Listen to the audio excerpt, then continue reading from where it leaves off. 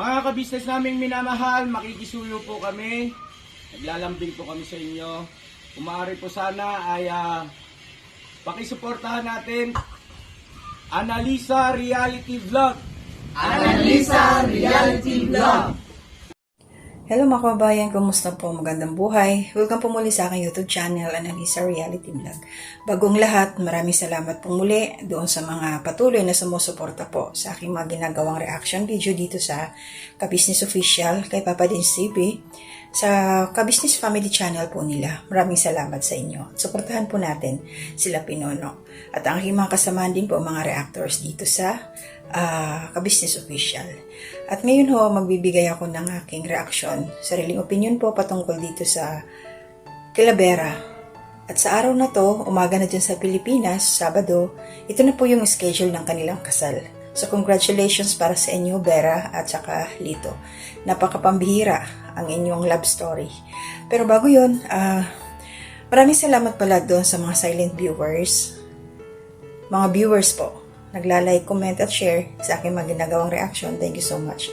More blessings po para sa inyo at dalangin ko, dasal ko ang gabay sa inyo ng ating Panginoon na kung ano man ang inyong ginagawa, patnubayan niya kayo palagi. Yun. So, ito sila Vera. Kung maalala natin, mayroong upload sila ka-business na in-interview or parang nagkwentuhan ito sila Vera, si Lito, tapos nandoon si Junjun at saka si Nika. Sila yung mga nagtatanong. So, syempre, alam naman natin na ikakasal na nga sila. May mga katanungan sila Nika kung paano nagkakilala itong dalawa. So, tungkol sa ano pala ito sa textmate. Text, yung mga dati na, yun, yung textmate lang. Nabubulol ako. At sabi nga ni Vera, mabilis nga daw to si Lito mag-type. Kaya, although sabi nga ni Lito, hindi naman siya nagsinungaling kung ano talaga yung kalagayan niya, yung itsura niya. Kasi nga nadala siya nung una na mayroon siyang gano'n din. Talaga to si Lito, mahilig sa phone textmate, tawag-tawag. Ikunento naman niya dito sa sa usapan nila nung 2Ms about yung nangyari na nung una ni Lito na experience na kaya hindi na siya nagsinungaling kung ano talaga yung kalagayan niya kasi yung nagkabubugan daw yung nakwento. Panoorin niyo po yung video ng Ka-Business Official na supposed to be magmi-meet up sila nung una niyang naka-textmate pero nahiya nga daw siya. Ang i-describe niya, pasaway to si Lito, pagka din, makulit. Ang i-describe niya, yung nakita niyang lalaki doon sa kanilang meeting place, yung pala merong kasama, hindi alam kung asawa o nagpang-abot yung dalawa. Hindi ko alam kung ano nang ginawa ni Lito o hindi naman siya nagpakita. So, hinayaan na lang niya yun. Pasaway ka talaga, Lito. So, ito ngayon nangyari sa kanila ni Vera. Nung time na nga na-meet up nila. Meron akong clip na i-attach dito. Panoorin nyo para nakakatawa. Kasi sabi nga ni Lito pinababa daw siya ni Vera nung medyo malayo. Tapos, lumagpas pa doon sa pinapasukan ni Vera. Kumbaga, hindi mismo doon sa pinapasukan ni Vera siya pinababa. Kumbaga, pinalagpas pa siya. Kumbaga, naglakad pa talaga to. Ayun, kahit pa paano, sabi nga, umabot sila ng 6 years. So, ito na yung time na magkakasal na sila. So, abangan natin ang ceremony na yan. So, yun lang. Nakakatuwa kasi nga, sa kalagayan ni Lito, hindi tiningnan ni Vera. Yung, kita naman natin, di ba? Kung anong liit ni Lito, siya naman laki ni Vera, buyag, di ba? Talagang sila Natawa nga ako dun sa isang joke ni Vera na natutulog sila, akala niya unan si Lito, nadadaganan niya.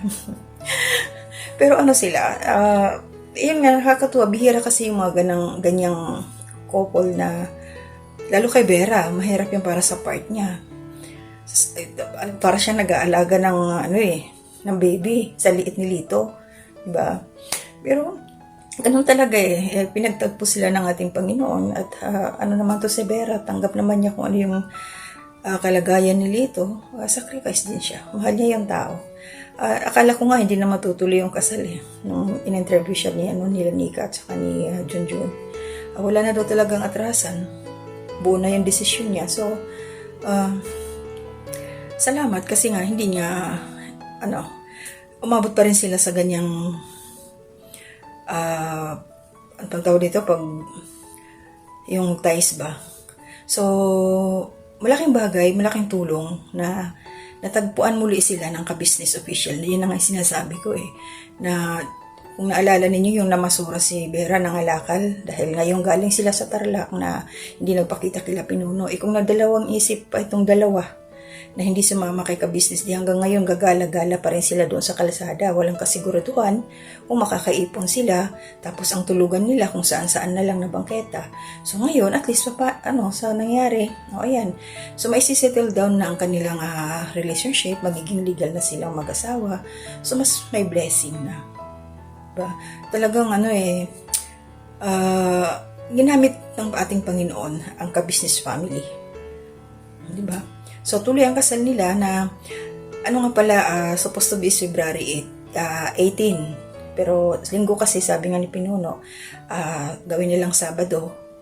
Kasi ang linggo, church day, marami silang mga obligations na sa church. Kaya ngayong araw na to, Sabado, antabayanan natin kung ano yung magiging upload hindi natin alam kung anong araw na ma-upload yung nila, video, kaya mga busy man yan sila.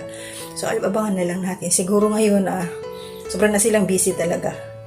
Yung kung nakatulog yung dalawang yun, si Lito at saka si Vera. Napakaswerte ni Lito. Huwag ka na lang pasaway at magsuportahan kayong dalawa ni Vera. At sana magkaroon din ulit kayo ng panibagong pag-asa, negosyo, kung makaipon na kayo. Pero ito lang yung paalala ko kay Vera. Kasi ngayon, Vera, na siguro naman, at alam ko na kahit papano, maabutan kayo ng blessing nila Mr. and Mrs. Ka-Business. Sana makaipon ka. Darating ang Vera, hindi maiwasan talaga na may mga kamag-anak na lalapit sa'yo, ihingi ng tulong, yung pera. Unahin niyo muna kayong dalawa ni Lito para pag stable na kayo, mas marami kayong matutulungan. Kasi ngayon kailangan nyo din mag-ipon. Kasi hindi naman natin masasabing lifetime dyan kayo sa ka-business family. Iba pa rin talaga yung magkakaroon kayo ng sarili ninyo, sariling tirahan ninyo. At yan, matutupad dyan basta tipid-tipid. Makakapagtipid talaga kayo kasi wala naman kayong gagastusin dyan kila Pinuno Ka-Business. Libre naman kayo lahat. Wala kayong problema. Tulong-tulong lang, di ba? Saka, kahit pa paano may income, hindi ka na magbibilad doon sa arawan. At si Lito hindi na mamalimos. Di ba? So, congratulations talaga. Masaya ako para sa inyo. Sino kaya yung, mga bigating sponsor ng dalawa? May ganon. At, shoutout pala ako kung makalimutan. Ate Marilyn, shoutout. Ingat. Yan, nasabi ko may pinagdadaanan ka rin. Sana masolve na yung problema mo. At yun lang, pray lang te. Pray lang talaga. Kasi walang imposible sa ating Panginoon. Meron siyang ipapadala sa yung biyaya o makakatulong sa iyong problema. Ingat lang. Basta huwag niyong pababayaan ang iyong kalusugan. Yun lang. At yun. Sa ngayon, masaya lang ako para sa dalawang ito kila Lito. So, i-attach ko po dito. Pakinggan ninyo sa dulo ng aking ginawang reaction. Yung sinabi ni Lito na yung unang meet up nila, siya.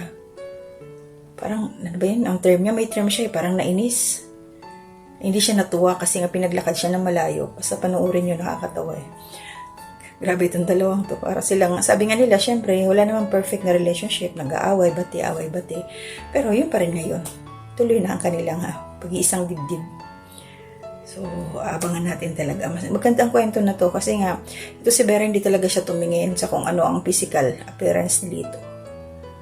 Kahit pasaway man to. So, talagang tanggap niya. Ganon din tanggap din si Lito sa side ni Vera. Di ba napakaswerte?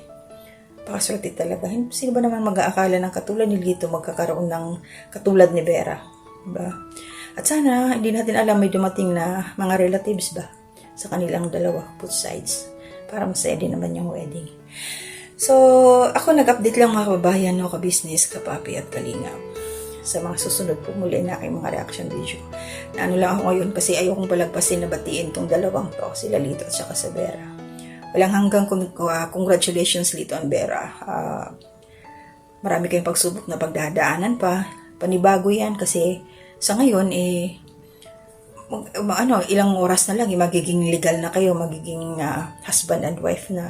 Hindi na kayo partner, hindi na live-in. Di ba? So, yun. Masarap ang pakiramdam pag legal, legal wife, legal husband, di ba? So, nabanggit niya ni Vera doon na nung una daw pala, parang hindi siya naniniwala sa sakramento ng kasal. Parang, kaya nga tumagal sila ng 6 years, siya, yung liberated na woman, parang ganun. Hindi siya naniniwala sa kasal. Pero dahil nga sabi nga niya, pinaliwanag nila Mr. and Mrs. Ka-Business kung ano yung kahalagahan ng pagsasama ng babae at lalaki na mayroong basbas na kasal na napakahalaga talaga sa mata ng tao, sa mata ng Diyos. Diba? Sumabuti at napapayag ito sila na makasal na talaga. Importante yun para sa mga mag-aasawa talaga. Sana yung mga hindi pa nakakasal, magpakasal kayo, lalo na kung meron ng mga anak. Ano pa ba yung, hanapin nyo, may anak na kayo. Tapos yung, marami talaga hindi pa nakakasal. Yung iba kasi, gastos daw. Hindi naman kailangan ng bongga-bongga, diba? Yung okay na yun, ma-process nyo yung papers ninyo. Tapos, kunting salo-salo lang, nakakakain na sa Jollibee ng i-treat nyo na lang yung mga ninang-ninang ng gano'n. Yung simpleng kasalan lang na may basbas talaga na basta masabing legal na kayong nagsasama.